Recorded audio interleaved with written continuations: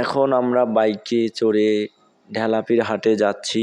দেখুন বন্ধুরা, এখন কিন্তু আমরা হাটের মধ্যে প্রবেশ করতেছি।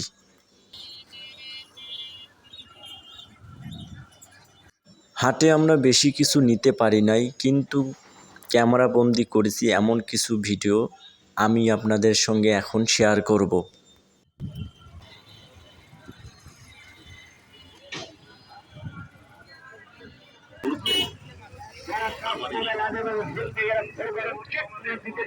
সর্বপ্রথম আমরা আমাদের গাড়িটা একটা গ্যারেজের মধ্যে প্লেস করে নিচ্ছি, কারণ এখানে অনেক গ্যাঞ্জাম, গাড়ি হারানোর ভয় আছে।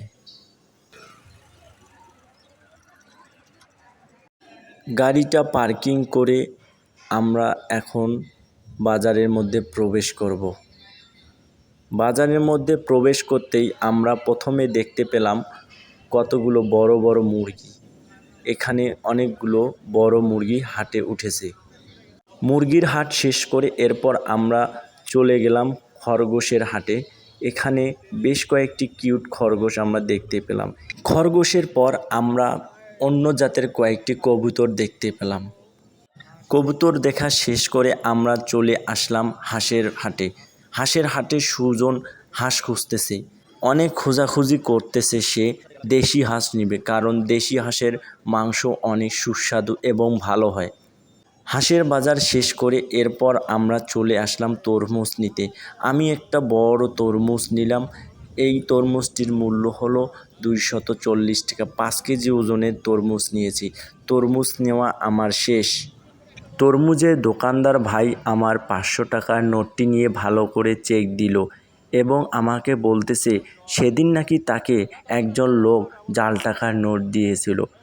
যারা টাকা পয়সা লেনদেন করেন, জাল টাকা নোটের ব্যাপারে সবাই সাবধান থাকবেন। এদিকে সুজন বড়াই নিতে চাইল, কিন্তু বড়াইগুলো নাকি মিষ্টি হবে না, এজন্য সে আর বড়াইগুলো নিল না। তরমুজটা আমি ডাবল পলিথিন দিয়ে প্যাকেট করে নিলাম, কারণ তরমুজটা ছিঁড়ে পড়ে যেতে পারে, কারণ আজকে আমি ব্যাগ নিয়ে আসি নাই। সুজন হাঁস নিয়েছে, আমি তরমুজ আর মাছ নিলাম। বাড়ি যাওয়ার সময় আমরা রাস্তার মধ্যে আরেক ধরনের অন্য জাতের মুরগি দেখতে পেলাম। একদম 1500 টাকা।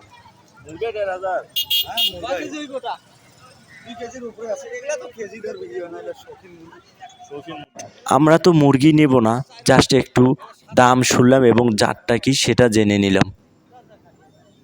তো বন্ধুরা, জানি না আমার ভিডিওটি কেমন হলো, অবশ্যই সকলে কমেন্ট বক্সে জানাবেন।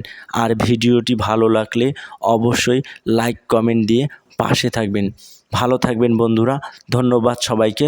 আসসালামু আলাইকুম।